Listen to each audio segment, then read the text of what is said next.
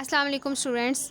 Last lecture में हमने wind up किया था अल्केन्स के प्रेपरेशन के मेथड्स को और हमने जो है वो तमाम मेथड्स जो है वो कंप्लीट कर लिए थे। आज के इस लेक्चर में हम बात करेंगे physical properties of alkanes. Alkanes की फ़िज़िकल प्रॉपर्टीज़ को हम डिस्कस करेंगे। हम देखेंगे कि फ़िज़िकल कौन कौन सी फ़िज़िकल प्रॉपर्टीज़ जो है वो होती हैं और वो अल्केन में जब कार्बन एक अल्केन से जब दूसरे अल्केन की तरफ मूव करते हैं, यानी कि कार्बन की चेन में इंक्रीमेंट आता है, इजाफा होता है, तो ये फ़िज़िकल प्रॉपर्टीज़ जो हैं वो किस तरह से वेरी करती हैं, इनमें किस तरह से चेंज आता है। ठीक है, तो हमारा जो आज का टॉपिक है वो है फ़िज़िकल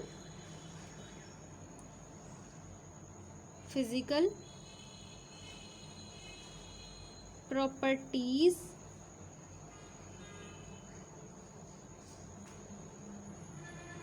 ऑफ अल्केन्स की फ़िज़िकल प्रॉपर्टीज़ को हम आज डिटेल में देखेंगे।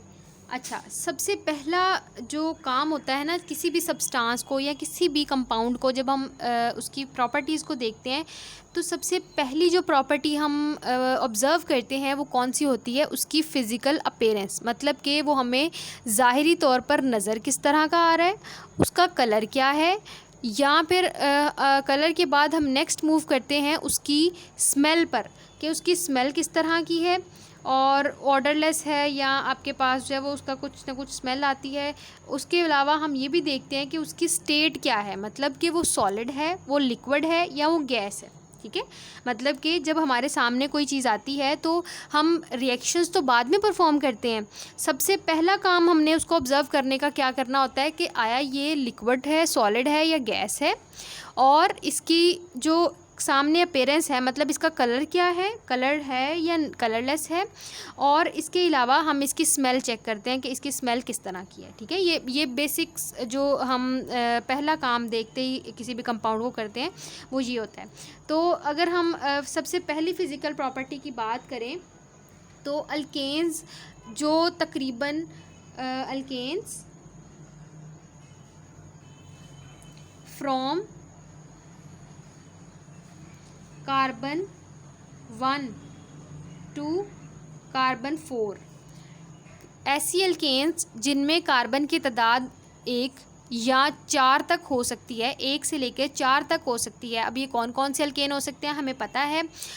सबसे पहले 1 कार्बन वाले अल्केन को हम मीथेन कहते हैं, 2 कार्बन वाले को हम इथेन कहते हैं, 3 कार्बन वाले को हम प्रोपेन कहते हैं और 4 कार्बन वाले को हम ब्यूटेन कहते हैं। तो हम सिंपली कह सकते हैं कि ऐसे हाइड्रोकार्बन्स या ऐसे आपके पास अल्केन जिनमें कार्बन की तादाद 1 से लेकर 4 तक हो सकती है, ऐसे हाइड्रोकार्बन्स या ऐसे अल्केन्स का जो इनका कलर होता है वो किस तरह का होता है, कोई कलर नहीं होता, ये कलरलेस होती हैं,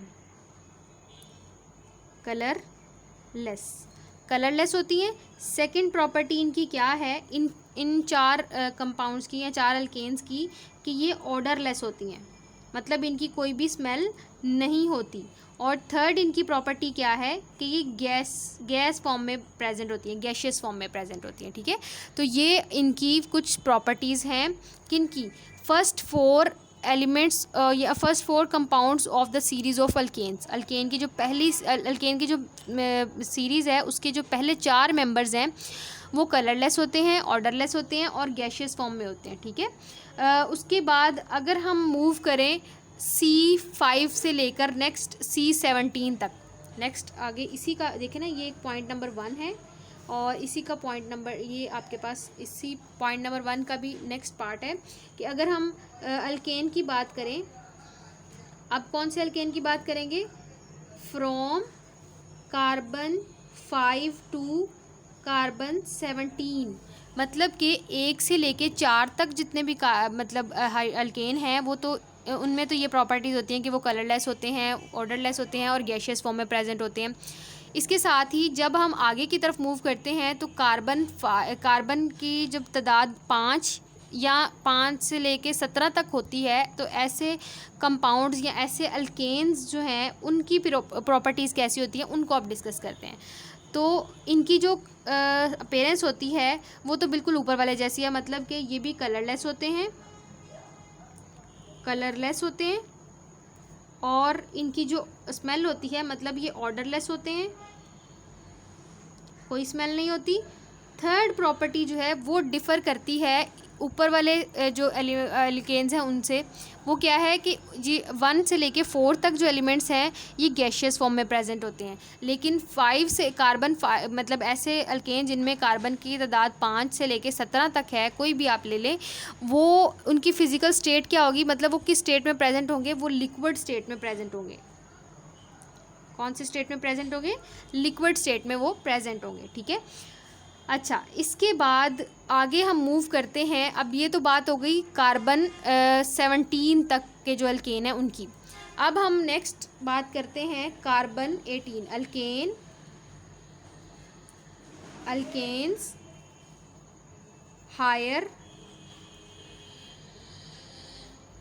alkanes higher members from C18, मतलब कार्बन 18 या कार्बन 18 से बड़े जो मतलब जिनमें कार्बन 18 या फिर ऐसे अल्केन जिनमें ज़्यादा कार्बन की तादाद है 18 से 18 से ज़्यादा कार्बन एटम्स हैं, तो उनमें उनकी प्रॉपर्टी क्या होगी उसको हमने अब डिस्कस करना है। उनकी प्रॉपर्टीज़ में भी सबसे पहले आ जाता है कि ये एक तो हमारे पास होते हैं कलरलेस होते हैं। सेकंड प्रॉपर्टी ये ऑर्डरलेस होते हैं। थर्ड प्रॉपर्टी क्या है कि ये आपके पास वैक्सी सॉलिड्स होते हैं, ठीक है। अच्छा, अब ये जो हमने पहला पॉइंट अभी हमने सिर्फ एक ही पॉइंट डिस्कस किया है। इस पॉइंट से हमने जो है वो क्या नतीजा निकाला है कि जैसे जैसे कार्बन की तादाद बढ़ रही है वैसे वैसे इंटरमोलिकुलर फोर्सेस इंक्रीज़ कर रही हैं और आपका जो कंपाउंड है या आपका जो अल्केन है वो कन्वर्ट होता जा रहा है, सॉलिड की तरफ मूव करता जा रहा है। देखिए, सबसे पहले अगर कार्बन की तादाद 1 से लेकर 4 तक थी किसी भी कंपाउंड में, 1 या 2 या 3 या 4 है तो वो गैशियस फॉर्म में प्रेजेंट होंगे। फिर कार्बन की तादाद बढ़ी और हमने कहा कि 5 से लेके 17 तक अगर कार्बन एटम है किसी भी कंपाउंड में या अल्केन में तो वो लिक्विड फॉर्म में प्रेजेंट होगा। और अगर C18 या कार्बन की तादाद 18 से ज़्यादा है तो फिर वो किस फॉर्म में प्रेजेंट होंगे, वैक्सी सॉलिड्स की फॉर्म में प्रेजेंट होंगे। तो हमें इससे ये पता चला कि जैसे जैसे हम मूव करते हैं हायर अल्केन्स की तरफ, हायर अल्केन्स का जो है हायर अल्केन से क्या मुराद है कि ऐसे अल्केन्स जिनमें कि कार्बन एटम जो है वो ज़्यादा हैं। तो जैसे जैसे हम हायर अल्केन्स की तरफ मूव कर रहे हैं वैसे वैसे हमारी जो फिज़िकल स्टेट है वो किस में कन्वर्ट होती जा रही है, वो सॉलिड्स की में कन्वर्ट होती जा रही है। स्टार्टिंग वाले गैशियस हैं, फिर लिक्विड आ जाते हैं, फिर उसके बाद वैक्सी सॉलिड्स आ जाते हैं, ठीक है। तो मॉलिक्यूलर वेट बढ़ने के साथ साथ यानी कि कार्बन एटम की तादाद बढ़ने के साथ साथ आपका जो फिज़िकल स्टेट है उसमें चेंज आता है, पहले गैशियस फॉर्म में, फिर लिक्विड और फिर उसके बाद वैक्सी सॉलिड्स फॉर्म में। इसके बाद हम मूव करते हैं अपने नेक्स्ट पॉइंट पे, पॉइंट नंबर 2। पॉइंट नंबर 2 हमारे पास जो है वो सॉलिबिलिटी के हवाले से है कि जो अल्केन्स हैं वो किन जो है वो सॉल्वेंट्स में डिज़ोल्व हो जाते हैं, सॉल्युबल हो जाते हैं और किन में नहीं होते। तो अगर हम बात करें अल्केन्स की, अल्केन्स हमारे पास किस नेचर के होते हैं, नॉन पोलर नेचर के होते हैं। नॉन पोलर का क्या मतलब है कि इनमें पोल्स नहीं बने होते। पोल्स क्यों नहीं बने होते, इनकी क्या रीज़न है, इसकी रीज़न हमारे पास यही है कि देखें कार्बन अल्केन में क्या है, कार्बन की एक लंबी चेन है ना, ये 4 कार्बन वाला मैंने एक ब्यूटेन लिखा है। अब ये 4 कार्बन जो हैं इनमें हर कार्बन की इलेक्ट्रोनेगेटिविटी जो है वो कितनी है, 2.5, सपोज करें 2.5 है, इसकी भी ये भी 2.5 है, इसकी भी 2.5 है। देखें तो ये जो इलेक्ट्रॉन का पेयर इनके दरमियान शेयर हो रहा है वो इलेक्ट्रॉन का पेयर ए कार्बन भी उतना ही खींचेगा अपनी तरफ और ये कार्बन भी उतना ही अट्रैक्ट करेगा। इलेक्ट्रोनेगेटिविटी क्या बताती है कि कोई भी एलिमेंट कितना इलेक्ट्रॉन के पेयर को अपनी तरफ अट्रैक्ट करने की एबिलिटी रखता है, ठीक है। तो ये इलेक्ट्रॉन का पेयर ये कार्बन भी अट्रैक्ट इसको अपनी तरफ खींचेगा और ये कार्बन भी अपनी तरफ खींचेगा। अब जितना ये खींच रहा है उतना ही ये खींच रहा है, इसका मतलब है कि जो इलेक्ट्रॉन का पेयर है वो सेंटर में रहेगा, कोई इनके ऊपर चार्जेस नहीं आएंगे। इसकी वजह से ये नॉन पोलर नेचर के होते हैं। तमाम अल्केन्स जो हैं जिनमें हेट्रो एटम नहीं आता वो नॉन पोलर नेचर के होते हैं और इनकी नॉन पोलर नेचर की वजह से ही हमेशा आपने याद रखना है, एक रूल होता है हमारे पास like, dissolve, like. Like, dissolve, like का मतलब होता है कि आपके पास हमेशा एक जैसी चीज़ें एक जैसी चीज़ों में डिसॉल्व होंगी। मतलब कि नॉन पोलर सोल्यूट हमेशा नॉन पोलर सॉल्वेंट में ही क्या होंगे, सॉल्युबल होंगे। और इसी तरह अगर मैं बात करूं पोलर की, जिनमें पोल्स बने होते हैं, पॉजिटिव और नेगेटिव एंड्स होते हैं, तो पोलर सोल्यूट क्या करते हैं, पोलर सॉल्वेंट में सॉल्युबल हो जाते हैं। ठीक है, तो ये आपने रूल याद रखना है। तो हमारे पास जो अल्केन्स हैं वो नॉन पोलर नेचर के होते हैं, तो हमेशा वो नॉन पोलर सॉल्वेंट्स में ही डिसॉल्व होंगे। अब यहाँ पर हमारे पास नॉन पोलर सॉल्वेंट्स कौन कौन से आ जाते हैं, जाहिर सी बात है वो भी ऑर्गेनिक नेचर के ही होंगे। तो बेंजीन सबसे पहले तो हमारे पास आ जाता है एक नॉन पोलर सॉल्वेंट, जिसमें कि आपके अल्केन जो है वो इजीली सॉल्युबल हो जाते हैं। सेकंड आ जाता है ईथर, उसके बाद आ जाता है कार्बन टेट्रा क्लोराइड। ठीक है, ये आपके पास जो है वो कुछ आपकी बुक में जो एग्जांपल्स दी हैं सॉल्वेंट्स की वो हैं। और इनकी नेचर किस तरह की होती है, सबकी नॉन पोलर। और जब ये नॉन पोलर होंगे तो जाहिर सी बात है कि ये आपके जो है वो अल्केन को क्या कर लेंगे, डिसॉल्व कर लेंगे। अल्केन क्या है, अल्केन की भी नेचर क्या है, नॉन पोलर नेचर है, इन सब की भी नॉन पोलर है, तो ये एक दूसरे में डिसॉल्व बहुत अच्छी तरह हो जाएंगे। अल्केन्स जो है आमतौर पे वाटर में डिसॉल्व नहीं होते। वाटर में डिसॉल्व क्यों नहीं होते, क्योंकि वाटर जो है वो पोलर नेचर का सॉल्वेंट है, उसमें पोलैरिटी होती है। हमें पता है ऑक्सीजन पर पार्शियल नेगेटिव चार्ज होता है और हाइड्रोजन पर पार्शियल पॉजिटिव चार्ज होता है, जिसकी वजह से इसमें पोलैरिटी आती है। तो ये पोलर नेचर का है। ऑब्वियस सी बात है कि इस रूल के मुताबिक ये जो है अल्केन्स को अपने अंदर डिसॉल्व नहीं कर पाएगा। ठीक है, तो अल्केन्स बहुत कम जो हैं वो पानी में डिसॉल्व होती हैं, ज़्यादातर वो बेंजीन, ईथर, कार्बन टेट्राक्लोराइड इस तरह के नॉन पोलर सॉल्वेंट्स में डिसॉल्व होती हैं। इसके बाद हम बात करते हैं अपने थर्ड पॉइंट की। थर्ड पॉइंट और फोर्थ पॉइंट को ना हम एक साथ लेकर चलेंगे और इनको कंबाइनली हम डिस्कस कर लेंगे।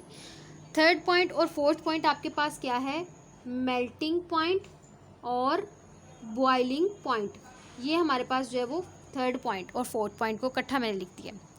तो अगर हम बात करें मेल्टिंग पॉइंट्स और बॉइलिंग पॉइंट्स ऑफ अल्केन्स की, तो जैसे जैसे कार्बन की चेन या कार्बन के नंबर या कार्बन की तादाद बढ़ती है, वैसे वैसे आपके पास जो बॉइलिंग पॉइंट्स हैं, मेल्टिंग पॉइंट्स हैं और डेंसिटी है, इनमें इजाफा होता है। ठीक है, तो ये आपने याद रखना है। और उसके अलावा जो सॉल्युबिलिटी है उसमें डिक्रीज़ आता है जैसे जैसे मॉलिक्यूलर मास बढ़ता है। क्या होता है कि मोलर मास जो है वो बढ़ने की वजह से, कार्बन की तादाद बढ़ रही है, चेन लंबी हो रही है, इसका मतलब है मोलर मास इंक्रीज़ कर रहा है आपके कंपाउंड का। जब मोलर मास इंक्रीज़ करेगा तो आपके पास मेल्टिंग पॉइंट, उसके अलावा मेल्टिंग पॉइंट भी बढ़ेगा, बॉइलिंग पॉइंट भी बढ़ जाएगा और उसके अलावा डेंसिटी भी बढ़ जाएगी। डेंसिटी में भी क्या हो जाएगा, इजाफा हो जाएगा। अच्छा, डिक्रीज़ किस में आएगा, सॉल्युबिलिटी में।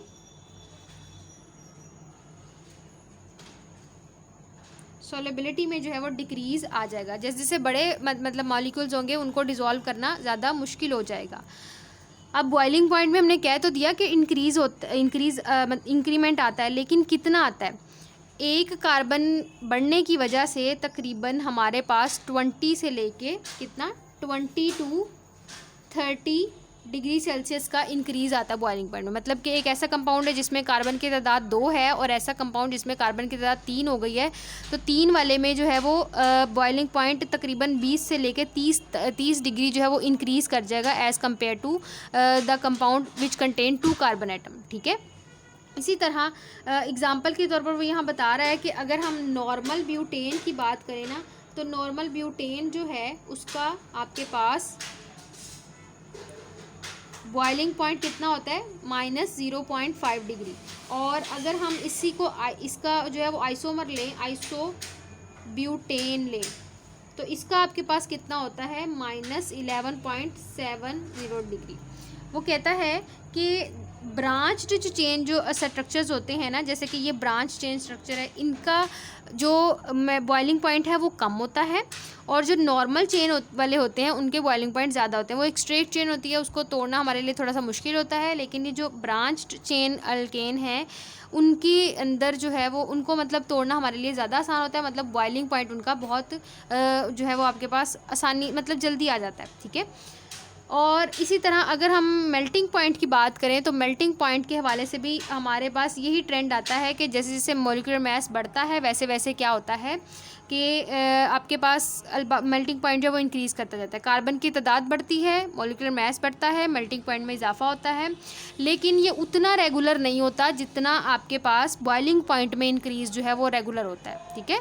तो इसकी लॉजिक्स हैं, लेकिन ज़ाहिर सी बात है आपके सिलेबस में जो है वो सिर्फ़ और सिर्फ थोड़ा सा इंट्रोडक्शन ही दिया हुआ है इन चीज़ों का, तो आपके लिए जो है वो इतना ही काफ़ी है, ठीक है। तो अगर हम इसको समराइज़ करें पॉइंट को, तो हमारे पास मेल्टिंग पॉइंट, बॉइलिंग पॉइंट और डेंसिटी जो है वो मोलर मास के बढ़ने की वजह से, यानी कि कार्बन की जो चेन है उसके लंबा होने की वजह से इंक्रीज़ कर जाती हैं, सॉल्युबिलिटी में डिक्रीज़ आ जाता है। और मेल्टिंग पॉइंट और बॉइलिंग पॉइंट में कितना, बॉइलिंग पॉइंट जो वो कितना बढ़ता है एक कंपाउंड से दूसरे कंपाउंड में, तकरीबन 20 से लेकर 30 डिग्री सेल्सियस का डिफरेंस आता है एक कंपाउंड से दूसरे कंपाउंड के दरमियान जो इनका बॉइलिंग पॉइंट में, ठीक है। उसके बाद थर्ड पॉइंट, इसी थर्ड पॉइंट के अंदर जो पॉइंट हमने डिस्कस किया है थर्ड पार्ट, वो ये किया कि आपके पास जो नॉर्मल ब्यूटेन होते हैं, नॉर्मल कंपाउंड होते हैं, मतलब स्ट्रेट चेन अल्केन है, उनका जो बॉइलिंग पॉइंट है वो ज़्यादा होता है, और जो आपके पास ब्रांच्ड चेन होते हैं उनका कम होता है। और लास्ट पॉइंट हमने ये डिस्कस किया कि जो मेल्टिंग पॉइंट्स हैं उनका भी यही ट्रेंड है बिल्कुल, कि मॉलिक्यूलर मास बढ़ने की वजह से या कार्बन की तादाद बढ़ने की वजह से मेल्टिंग पॉइंट में इजाफा होता है, लेकिन ये इतना रेगुलर नहीं होता। Thank you.